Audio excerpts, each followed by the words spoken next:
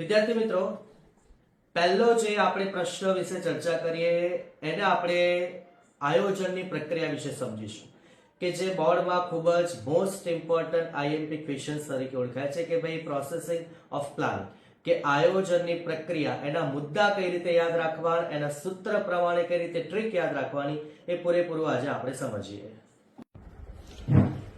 વિદ્યાર્થી મિત્રો, આયોજનની પ્રક્રિયા એની માટેનું જે સૂત્ર છે આપણે લઈશું, હે આમાં વેવાઈએ ચોગ્ગો માર્યો. શું કહીશું?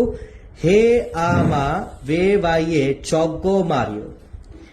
તેમાં સૌથી પહેલા હે એટલે લઈશું હેતુ નિર્ધારણ, આ એટલે કહીશું જે બીજો તબક્કો છે આધારો સ્પષ્ટ કરવા, મા એટલે માહિતીનું એકત્રીકરણ કરવું સાથે વિશ્લેષણ કરવું, વ એટલે વૈકલ્પિક યોજના તૈયાર કરવી, બીજો વ લઈશું એટલે વિકલ્પોની વિચારણા કરવી, જેમાં ઈ ને આપણે સ્કીપ કરી દઈએ.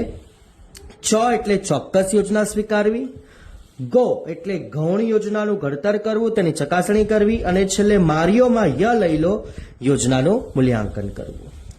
તો આ સરળ રીતે સૂત્ર બનાવીને આપણે ચોક્કસથી આ તમામ જે મુદ્દા છે સિક્વન્સથી યાદ રાખી શકીએ છીએ.